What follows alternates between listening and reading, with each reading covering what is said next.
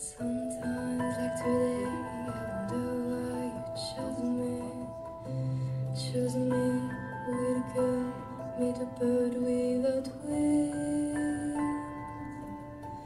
princess of nothing.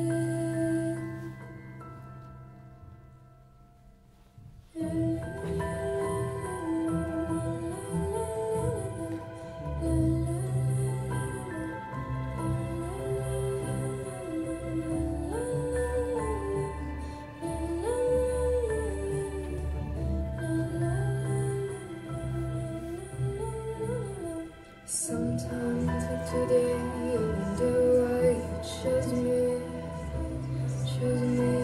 with a girl, with a bird without wings, princess of nothing.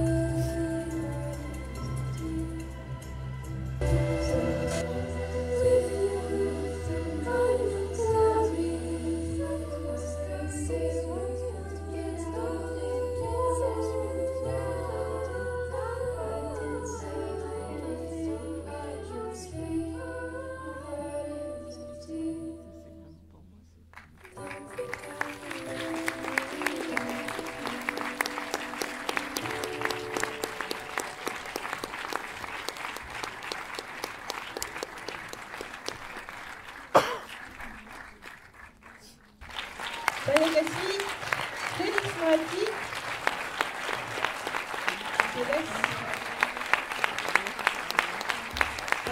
Merci. On a été invités.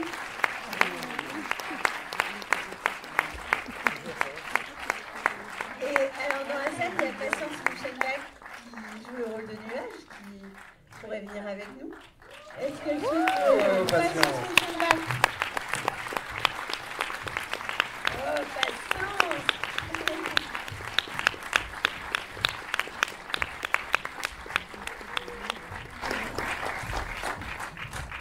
Alors, on a des micros cette fois, mais pas encore de lumière de scène. Est-ce qu'on peut avoir la lumière de scène si vous m'entendez en cabine? Là, on est dans un beau clair-obscur, mais ah voilà. Donc, vous pouvez les applaudir à nouveau à la lumière. Ce sont eux pour de vrai.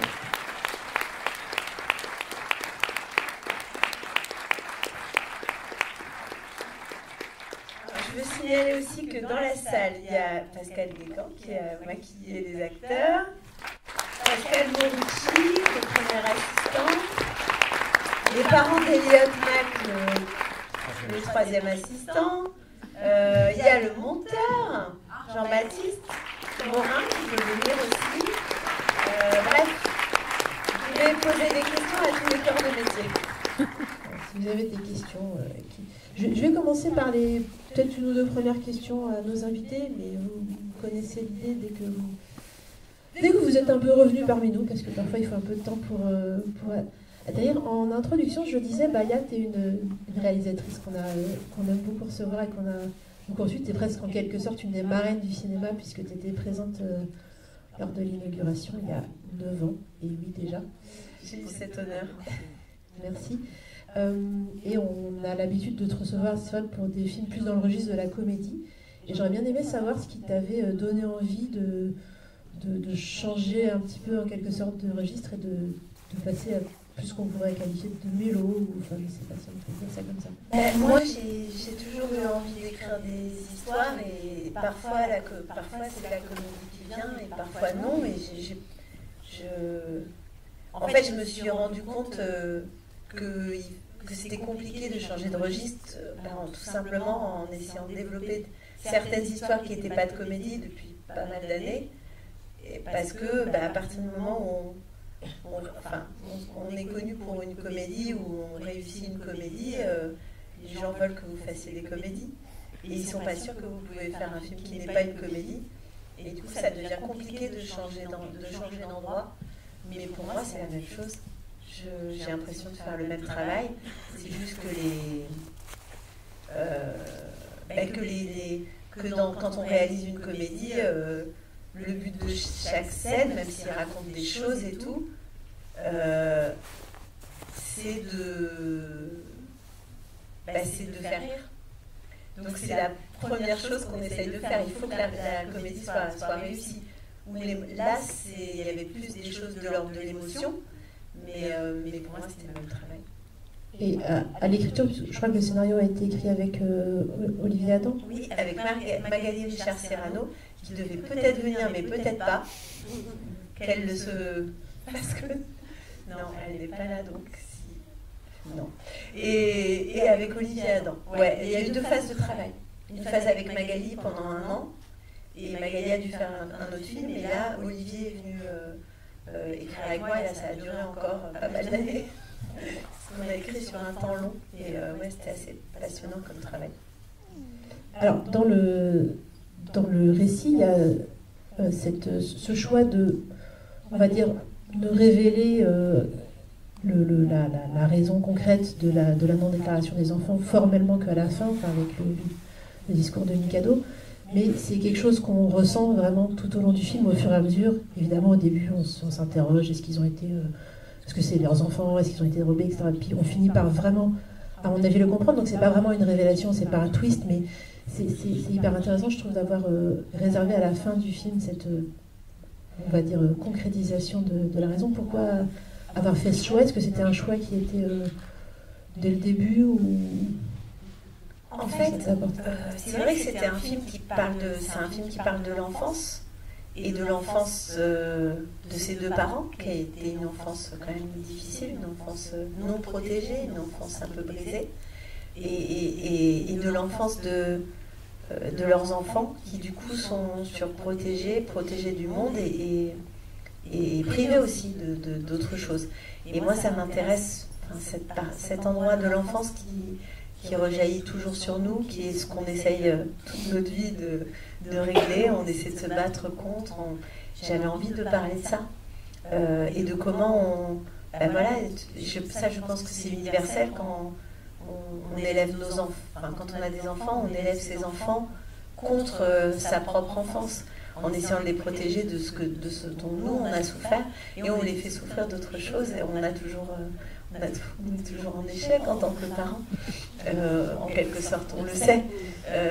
Mais c'est vrai que c'est une idée de...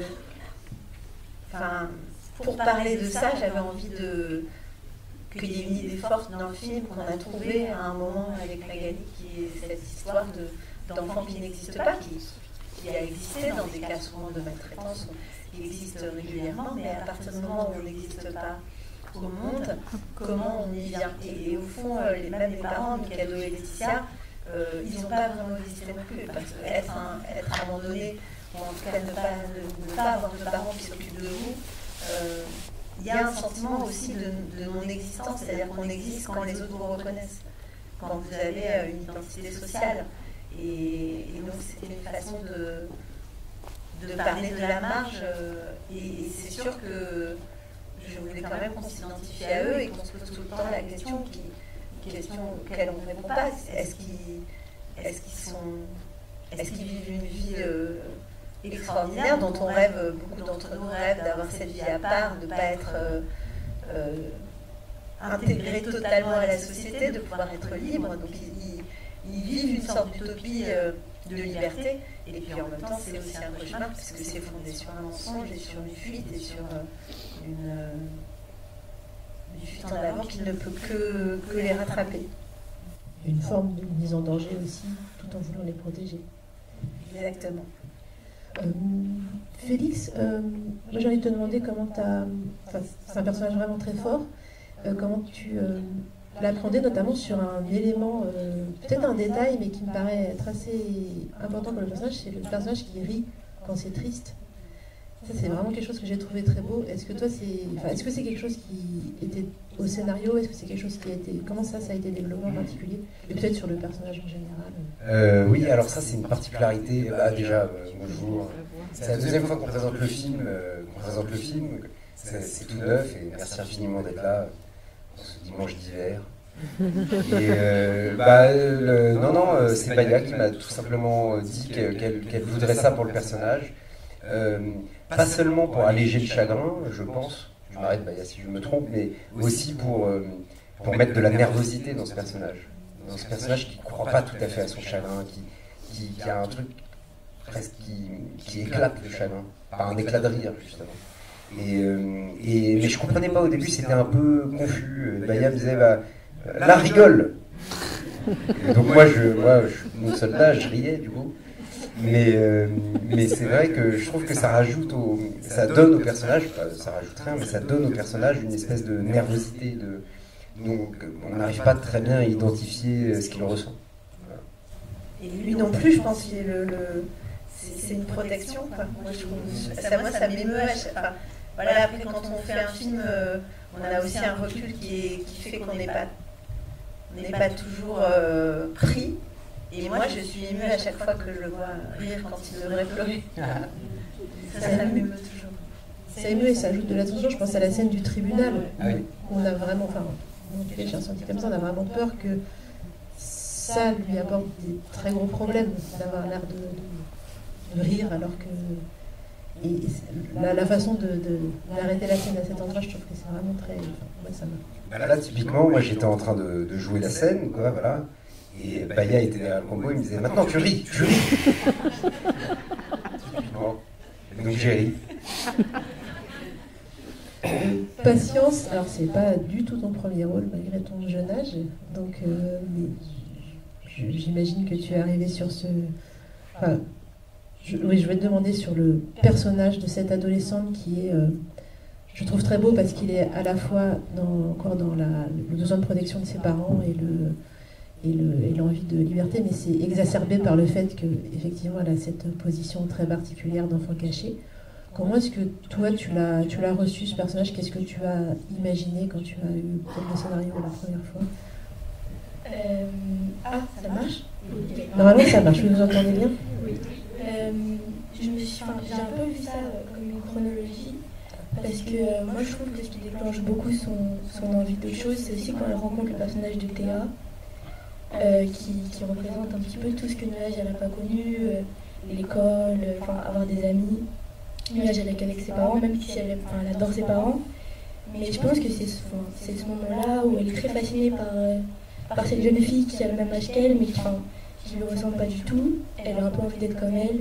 Et du coup, je pense que moi en tout cas, je me suis dit que c'était de là d'où elle venait. Enfin, je discutais avec Maria aussi. Mais je me suis dit que c'était là d'où venait cette curiosité d'avoir envie d'autre chose. Et aussi, je pense que c'est l'âge en fait pour n'importe quel personnage où tu commences à vouloir te détacher de tes parents. Et là, c'est amplifié par sa situation aussi. Voilà. Est-ce qu'il y a eu des personnages d'adolescents au cinéma qui ont pu te nourrir aussi, des films que peut-être vous avez suggéré de regarder ensemble? Baya m'avait conseillé de regarder À bout de course. Et j'adore ces films. Ouais. Si vous ne l'avez pas vu, rentrez chez vous ce soir. Et j'ai trouvé qu'il y avait un peu aussi ces mêmes dynamiques. Et sinon, même on en a beaucoup discuté. J'ai pas vraiment de personnage qui me vient en tête. Mais on en a beaucoup discuté de sa relation avec ses parents, avec le monde extérieur, ce qu'elle a envie d'explorer. Et voilà, je sais pas. Bravo en tout cas. Qui veut prendre le relais? Je vous donne. Est-ce qu'on pourrait allumer la salle maintenant, s'il vous plaît, mes amis là-haut?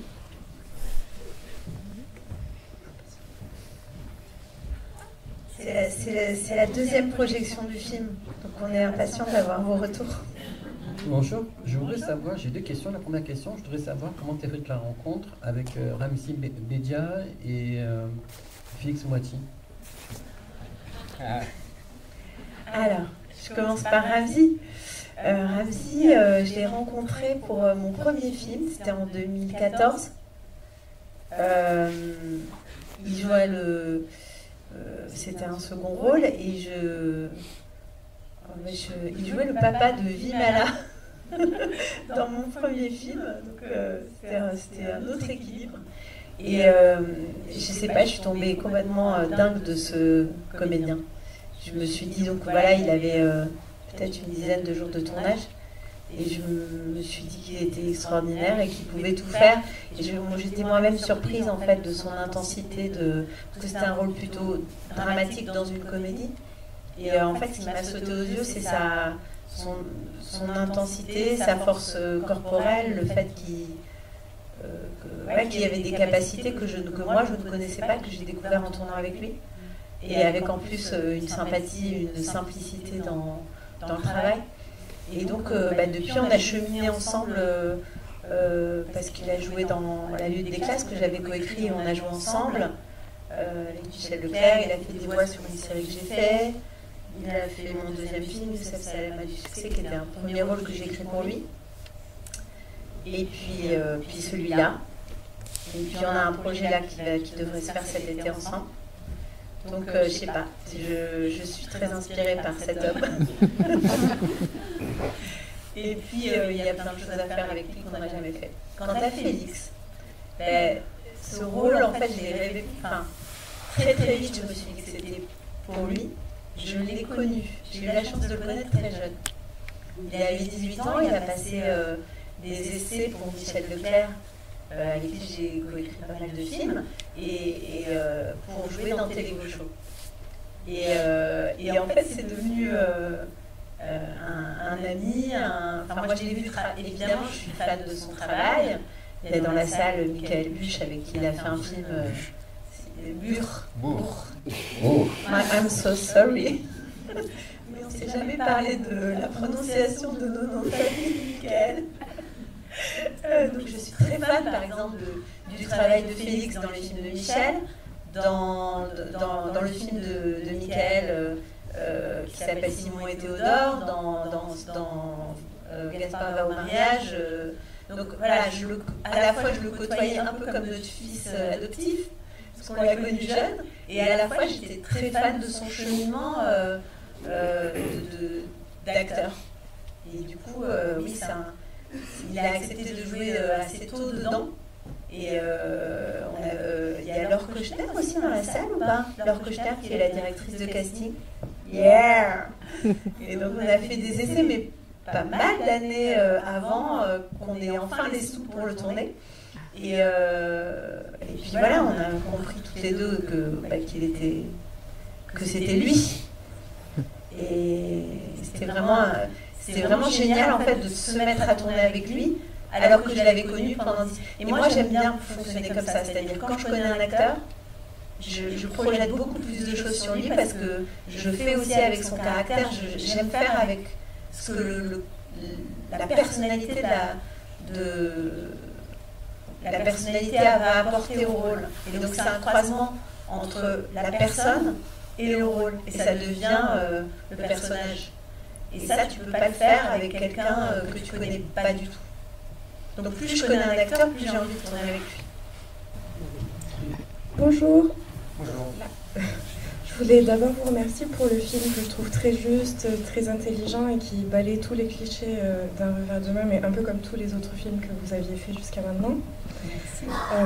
Et je me demandais, une première question un peu technique, comment est-ce que la deuxième boîte de prod est arrivée sur ce projet-là? Il me semble qu'avant vous étiez produit par Carré seulement. Et deuxième question pour Félix. Technique. Un peu. Et l'autre est moins technique. Pour Félix, j'ai l'impression que c'est très... Enfin, je vous ai jamais vu dans ce registre-là, dans un personnage... Vous avez fait des personnages forts, mais pas aussi... je sais pas comment dire, mais voilà. Comment vous avez travaillé le personnage, son background, parce qu'en fait, c'est très très juste, l'émotion est là. Et voilà, c'était mes deux questions. Merci. C'est Carré Productions donc, qui a produit ce film, et le dernier, c'était Domino. Donc c'était encore une autre boîte de prod. Carré Productions, on avait commencé à développer ce film il y a super longtemps, et puis avant Youssef Salem, et finalement j'ai pu faire l'autre avant. Bon, après c'est des trucs de développement, de est-ce qu'on trouve des sous ou pas. Celui-là évidemment n'était pas une comédie, et c'était plus compliqué du coup d'avoir ça paraissait un peu comme un film qui n'intéresserait personne comme ça sur le papier. Voilà. Et puis finalement, on a fini par réussir à le monter, mais France 2 n'est pas allé sur le projet, donc on avait Canal et pas vraiment distributeur. Enfin, le distributeur est arrivé tardivement, c'est Memento qui nous a sauvé la mise. Mais pendant un temps, il était évident qu'on allait le faire avec pas beaucoup d'argent si on arrivait à le faire.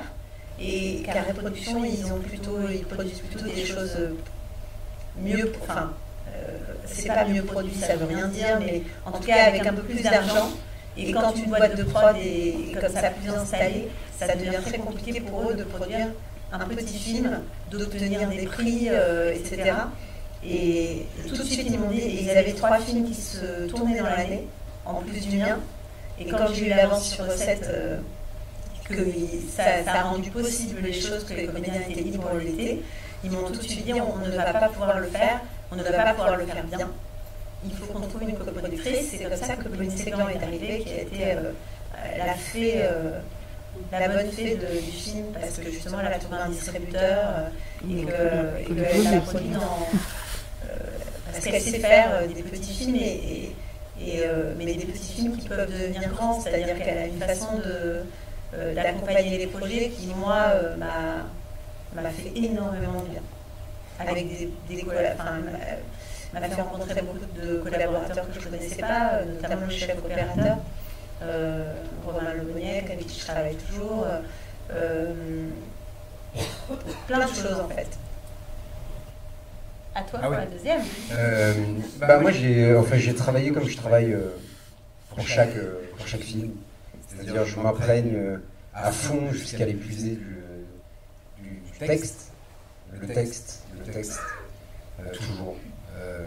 C'est vraiment le texte. Et puis bon, là j'avais un avantage, je connaissais très bien la réalisatrice qui nous a pas dit que j'ai poussé l'amitié jusqu'à m'emménager dans sa rue.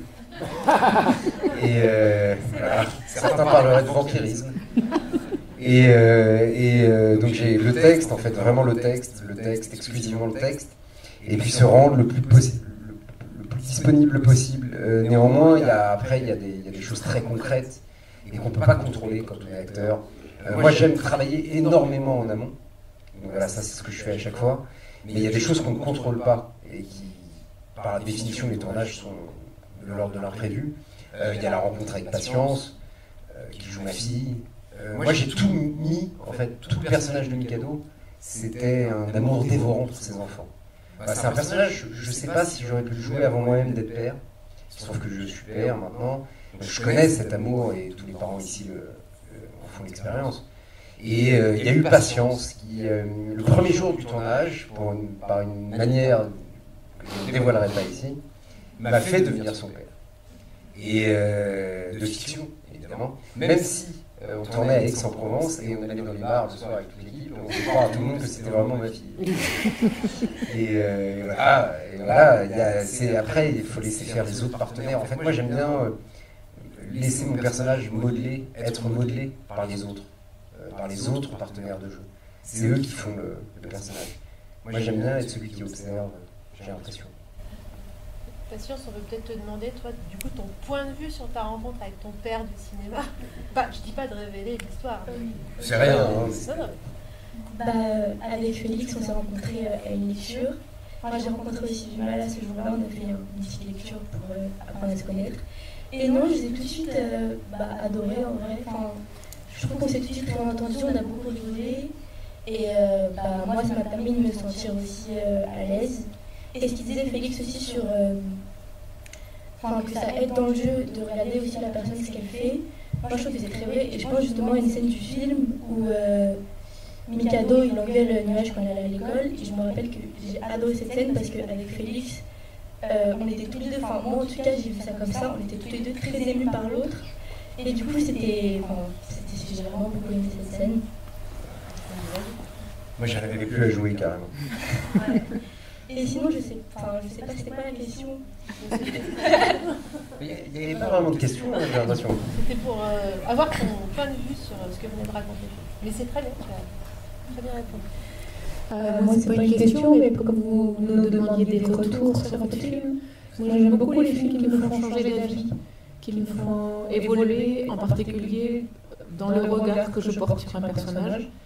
Et alors, désolé Félix Moati, pendant très longtemps je vous ai détesté dans le film parce que je trouvais que vous étiez celui qui empêche les autres d'être heureux. Dans le film? Oui. C'est dans la vie. Non, il n'y a pas de souci. Je suis quand même sensible à l'amour qu'on me porte. Non, mais enfin, voilà, je trouvais votre personnage pénible, même si je sentais qu'il y avait de la souffrance, mais c'était le côté pénible qui prévalait pour moi. Et du coup, comme le film me fait vriller complètement à la fin, je trouve que c'est un film qui nous ouvre le cœur. Alors, je ne sais pas si il y a plein de gens sans doute dans cette salle qui n'ont pas passé leur temps à détester le personnage de Félix, hein. Mais je trouve ça beau, un film qui nous fait changer d'avis et qui nous ouvre le cœur et l'esprit, qui nous fait nous dire, ok, j'avais pas compris, enfin, je n'étais pas allé assez loin, vous voyez. Voilà, J'aime beaucoup ce que vous dites. Et en plus, c'était vraiment un des enjeux du film quand on a essayé de le monter, c'est que ce personnage était toujours, il y avait toujours le risque de son antipathie, et que moi je voulais absolument qu'on puisse aussi le détester et de ne pas baisser son côté tyrannique, parce que c'était important d'assumer ça. Mais en même temps, c'est très difficile de monter un film où on vous dit mais le personnage principal on l'aime pas. Ouais. Mais c'était aussi le défi du film, et donc ça me touche énormément. Oui, on rentre petit à petit dans sa peau, et ça n'empêche qu'il n'a pas de droit à faire ce qu'il fait. Et en même temps, l'idée c'est qu'on comprenne pourquoi il le fait. Et d'ailleurs, il y a aussi des gens qui supportent pas que Vincent, joué par Ramzy Bedia, les dénonce. Alors que certaines personnes se disent mais c'est une évidence qu'il doit le faire. Ça faisait partie des questionnements depuis le début. C'est-à-dire qu'on sait, en fait ça dépend si on défend la norme, enfin voilà, ou si la norme dans tout ce que ça a de beau et de compliqué, ou de l'autre côté, eux ce qu'ils vivent, il y a des gens qui sont passés énormément sur cette envie de ne plus mettre les enfants à l'école. Je veux dire, c'est pas de vivre. Moi, j'ai été élevée par une mère qui avait très peur du reste du monde et de l'école. Et j'ai connu ça. Moi, je suis allée à l'école quand j'avais en système, quand c'était devenu obligatoire. Du coup, j'étais complètement décalée avec les autres. Et je lui en ai voulu de ça à certains moments. Et en même temps, je ne peux que la comprendre. Donc, je pense que c'est des interrogations que j'avais très fortes. Je vois aussi Hélène et Charlotte. C'est ça. L'équipe, c'est trop cool, il y a toute l'équipe. Mais je précise. L'assistante caméra. Et en plus, pardon, ouais, c'est vrai. Salut, avec qui on tourne en ce moment? À Bordeaux. À Bordeaux. Et par ailleurs, je précise quand même, et ça va faire écho à ce que vous demandiez tout à l'heure par rapport au travail. Moi, j'avais pas de sympathie non plus pour Mikado. Non, mais c'est vrai, en fait, moi j'aime bien travailler à partir des différences avec le personnage, non pas les ressemblances, mais les différences. C'est vrai que je le trouve très. C'est un père qui est vorace, quoi. Même si cet amour est splendide, je trouve, il phagocyte, quoi, littéralement ses ouailles. Et ça, je trouve ça un peu compliqué. Alors, pour rebondir sur ce que vous dites tous les deux, moi, ce que j'ai aimé, c'est cette nervosité que vous aviez, Félix, parce qu'en fait, moi, j'ai eu un père qui nous a beaucoup fait bouger, de peur qu'on nous mette à la DAS. Voilà. Et donc, j'ai trouvé que mon père ressemblait beaucoup à mon père, en fait, dans le rôle, parce qu'il avait toujours peur. Et donc, sa peur se transformait par de l'agressivité parfois, et aussi de la violence. Donc, j'ai trouvé ça très juste, et je trouvais juste aussi, vous parliez de ça, Bayas, c'était, il faut une limite à un moment donné, pour pouvoir laisser libre dans la société, entre guillemets, les enfants vivent leur vie et non pas la vie que le père a pu avoir. Et la limite, souvent, c'est l'institution, et dont la police, évidemment. Et quelque part, je pense que cette famille est sauvée, alors moi, c'est mon interprétation, parce que le papa, il va en prison. Sinon, il n'y a pas on ne peut pas être de la résilience, on ne peut rien faire d'autre que de la peur, et le drame aurait été beaucoup plus grand plus tard. Enfin, je pense. Voilà. Merci beaucoup. À voir dans Mikado 2. Moi, je pense que cette famille est sauvée par ça, parce qu'ils ont aussi créé ce lien, et que l'amour est là, et qu'ils ne vont pas s'abandonner. Et que eux, ils ont vécu l'autre versant. Il le dit à la fin. L'institution, quand on n'appartient à personne. Et qui est parfois chaotique, parfois positive aussi. Il y a tout et n'importe quoi dans ces parcours-là. Et en l'occurrence, eux, ils ont vécu, en tout cas aussi, cette absence de regard sur eux, et cette difficulté donc, parce que moi, je ne voulais pas faire de discours. il se trouve que dans ma famille et dans mes amis, je connais de façon proche des parcours justement de la DAS ou de la zone maintenant. Et je voulais pas avoir je voulais pas avoir un disque. Enfin, en fait, c'est très complexe ces questions-là. C'est un rituel de passage à la maturité du père. Complètement. Et puis dans parents, il y a séparation et c'est un père qui ne veut pas se séparer. Moi, je voulais absolument que ça se termine par ce regard de lui qui redécouvre tout d'un coup sa fille avec qui vit sans lui, qui vit avec les autres. Ça, moi, ça m'émeut beaucoup. En tant que parent, de voir j'ai le souvenir très fort. C'est complètement... C'est bête, mais de la première fois quand mon fils était au parc et que je suis venue chercher avec sa nouille et je le vois en relation avec les autres et tout d'un coup de réaliser que nous ne sommes pas le monde entier pour notre enfant, c'est quelque chose que je trouve extrêmement émouvant et difficile. Bonjour, j'avais une question. Du coup, le film s'appelle Mikado et du coup, on comprend aussi que le personnage principal se fait appeler Mikado. Mais est-ce que c'est pour mettre une barrière entre sa vie entre guillemets civile et sa vie entre guillemets de fuite avec sa famille, etc. Ou est-ce qu'il y a une toute autre histoire derrière? Pour moi, il y a plein d'éléments. Il y a éventuellement celui-là, c'est-à-dire qu'il se renomme. C'est quand même des personnages qui s'inventent et qui effectivement sont tout à fait détachés de leurs identités, c'est pas social, mais au niveau des papiers, et que ça c'est un truc qui fuit, parce que aussi une enfance en foyer, c'est aussi être un dossier, c'est aussi que c'est un juge qui décide où vous êtes, c'est pas vous qui décidez, c'est vraiment quelque chose de l'ordre de la contrainte, et eux ils cherchent de fait, du coup, la liberté. Et pour moi, c'était aussi en off, même si c'est pas dans le film, c'est aussi un objet transitionnel affectif, c'est-à-dire qu'un truc qui est relié à l'enfance, qu'il a depuis toujours. Il y avait une scène que j'ai écrite il y a longtemps et que je n'ai pas tournée où ce Mikado était relié à la mer. Et donc et puis c'est un objet symboliquement que je trouve très beau parce que on doit séparer des bâtonnets les uns des autres et je trouvais que c'était une image aussi de cette famille qui est complètement interdépendante et qui va devoir se délier, se séparer. Bonjour, merci à vous d'être là.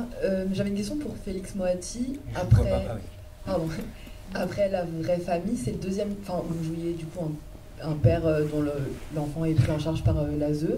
C'est un autre film où vous jouez un père dont les enfants sont pour le coup en fuite de l'ASE un peu. Est-ce que c'est un sujet qui vous tient à cœur ou est-ce que c'est un peu un hasard de choix de scénario ou finalement c'est aussi un engagement peut-être de votre part? Faut que je me demande ce que les gens projettent sur moi. Non, c'est sûr que... Mais en fait, depuis que j'ai commencé ma vie d'acteur assez tôt, en fait, à 17 ans. J'ai très vite fait jouer des pères. Je sais pas pourquoi. Alors que j'ai la maturité vraiment d'un adolescent, mais j'ai tout de suite joué des pères, notamment en effet, comme vous venez de le dire, dans le film de Fabien Gorjard, dans La Vraie Famille.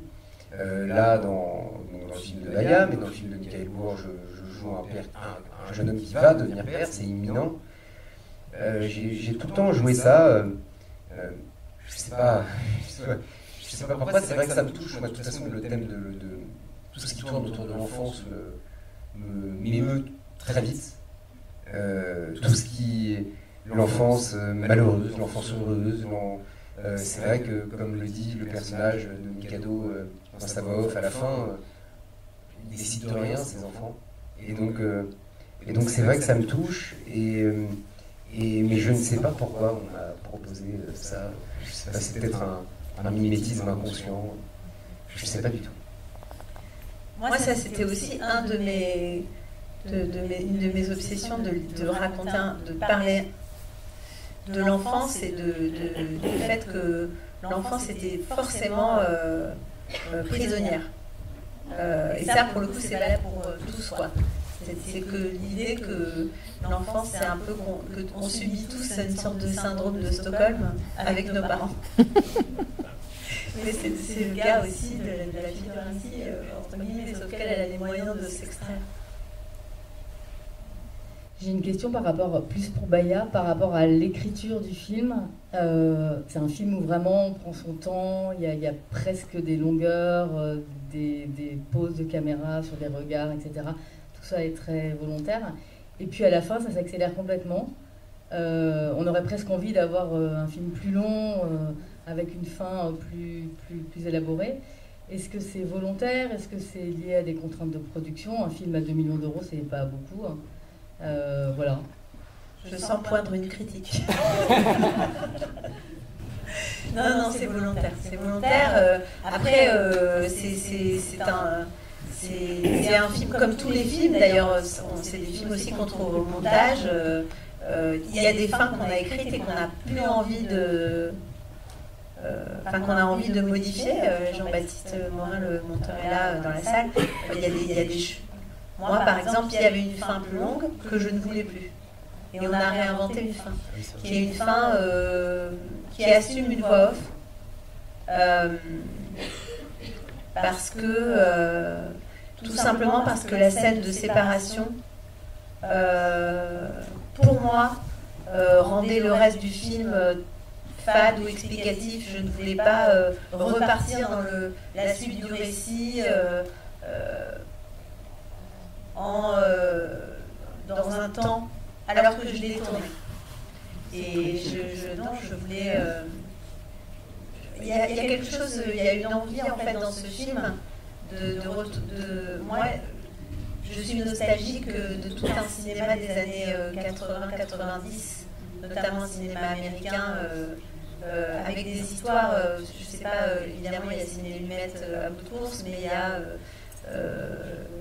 Un monde parfait, je sais pas, Gilbert Grape, des films qui sont aussi qui se racontent comme ça, qui sont très simples et très ouverts aux spectateurs. Et j'avais pas envie de rester à la porte d'un récit presque raconté à un enfant, quoi. C'est-à-dire un récit simple. Et de ne pas être là à vouloir faire du film d'auteur justement qu'avec des regards qui durent. Je ne sais pas si ça répond à la question. Alors, moi, j'ai été très sensible à l'ensemble de la complexité des personnages, avec ce basculement à la fin où les gens se révèlent les uns aux autres. Et je voudrais parler du rôle de la mère, que je trouve extraordinaire, parce qu'elle apporte dès le départ une contradiction au père dans une violence physique que je n'attendais pas, avec le père qui lui se rétracte. Et je trouve ça très, très, très, très bien, très juste, enfin très... tout de suite, on voit le basculement qui va avoir lieu, peut-être ou peut-être pas. En tout cas, il y a un contrepoint très fort. Et je trouve son personnage vraiment merveilleux, très bien écrit. J'ai pas très bien compris pourquoi elle suivait autant cet homme et qu'elle marchait dans la combine. Mais bon. Elle marche clairement dans la combine, c'est-à-dire qu'elle prend conscience en même temps que sa fille de ce qu'elle s'impose. C'est un personnage fort, qui se croit fort, mais en fait qui est totalement interdépendant de Mikado, qui lui est tellement poussé par la paranoïa qu'elle rentre dedans. Je crois que malheureusement il y a beaucoup de rapports comme ça dans les couples et beaucoup de femmes qui rentrent dans la paranoïa de leur compagnon. C'est aussi celui qui s'exprime le plus fort, qui maintient quelque chose. On sent qu'en tout cas il y avait une... Enfin pour moi, ces deux personnages sont partis du même endroit, c'est-à-dire qu'ils sont partis du même endroit avec deux façons de l'exprimer différentes. Lui il parle beaucoup de cette souffrance-là, elle ne veut pas que ses enfants le voient et elle passe son temps à essayer de rester joyeuse et bien, mais il n'empêche qu'ils sont partis de cette peur et ils se sont auto-influencés. Le problème c'est qu'avec le temps elle souffre plus de ça que lui. Elle sait jouer du piano. Et bien en plus. On va prendre 2 dernières questions avec Madame et Madame au fond. Moi, j'ai trouvé que c'était une balade enchantée. C'est ce que j'aime chez Baya, c'est que tout le temps, on est dans quelque chose de tellement juste, au niveau des acteurs, au niveau de la façon de filmer qui est extrêmement légère, qui n'est pas pesante. Justement, moi, je ne me suis pas trop posé de questions, même quand on voit la scène dramatique entre Ramzy et la fille. Je dis, bon, ça va bouger, on va vers la fin du film. Je ne sais pas dans quel sens elle va, mais justement, je crois que tu as choisi de ne pas être dans la lourdeur, ni dans le dramatique, mais c'est du Baya, quoi. C'est pas possible d'aller dans la lourdeur. Donc moi j'ai pris un grand plaisir à voir ce film et félicitations aux acteurs aussi hein, qui sont magnifiques avec Patience que je connaissais pas qui est une légèreté, un naturel. Voilà, bravo. Merci beaucoup. Ça me touche.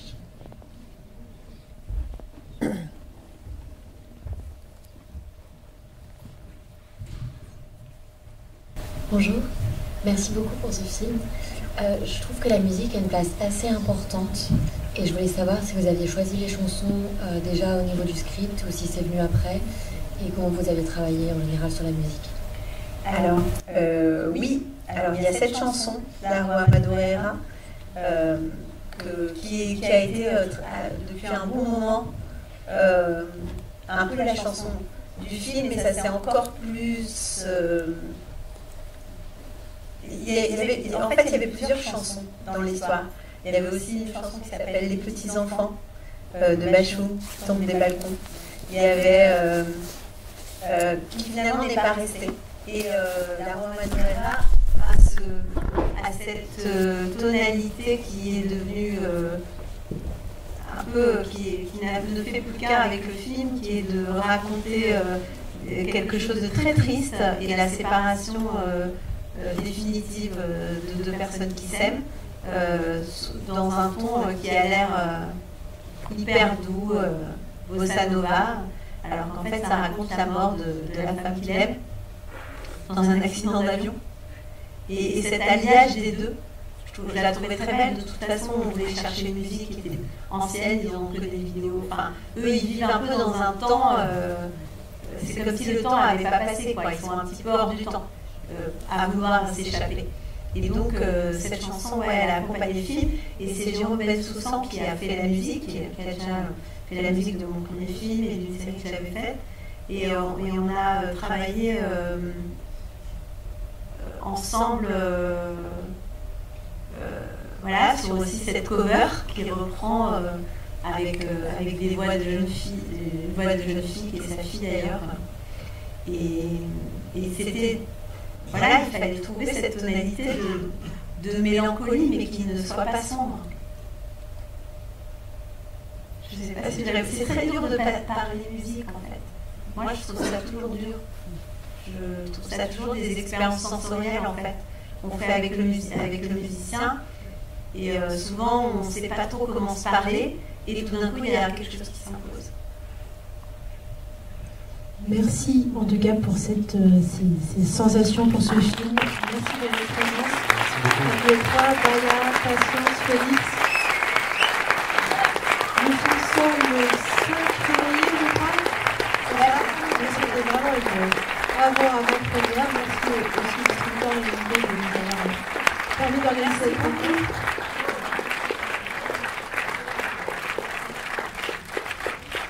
Merci beaucoup.